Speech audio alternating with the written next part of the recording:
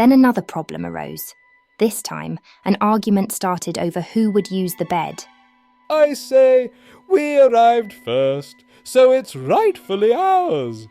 What utter balderdash is that?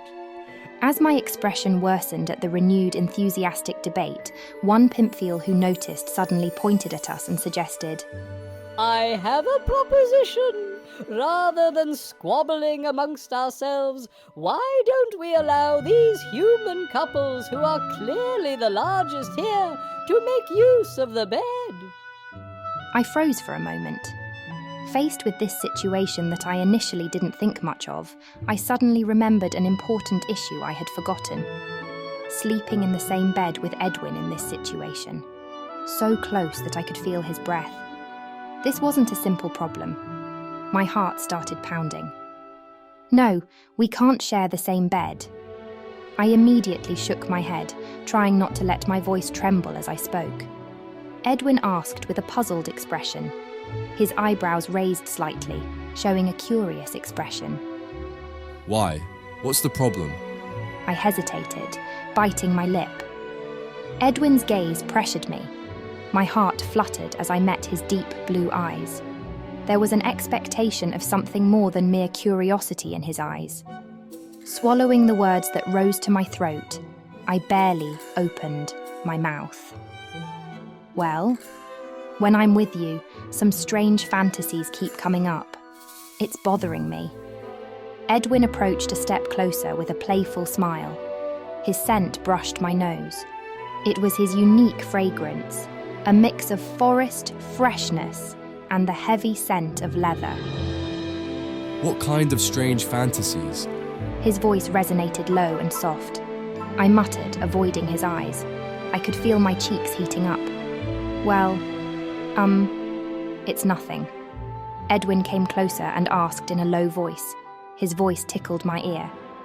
Tell me, by strange fantasies, you don't mean the Curse of Tartane is planning a secret assassination, do you? At his words, my mind went blank for a moment. My lips seemed to move on their own. Of course not. It's just things like kissing. As soon as I blurted it out, my cheeks started burning. Wait, what did I just say? My heart pounded with embarrassment. I met Edwin's eyes and quickly looked away. Well, to be precise. My voice grew increasingly smaller, as if shrinking. It's like just before a kiss. How should I put it? Almost touching, but not quite. My thoughts became increasingly tangled. Yes, it was a kiss. But it was with someone else in my memories. How do I explain this? Hazy fragments of past memories swirled confusingly in my mind. Edwin remained motionless for a moment. I could sense his breathing subtly changing. The tips of his ears began to redden slightly. A strange light flickered in his eyes. Valentina. He called my name softly. There was a subtle tremor in his voice. What should I do? If misunderstandings pile up like this? I bit my lip, pondering. Telling the truth would require a more complicated explanation about the princess's private life. But leaving it as is might lead my relationship with Edwin in a strange direction. Edwin carefully opened his mouth. His voice carried a tension unlike his usual self. Is that how you've been thinking? Well, no. I stumbled over my words, trying to find an appropriate explanation. If that's the case... Edwin's voice softened, his blue eyes fixed on mine with an intensity I hadn't seen before.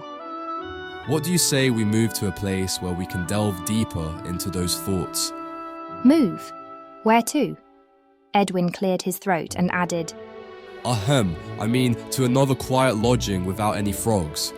His words were brimming with unasked questions. We could both sense that something was changing between us. Hasty Cake Club, where every bite is a taste of sweet adventure. Ready for a more adventurous flavour in your life? Subscribe and taste the magic.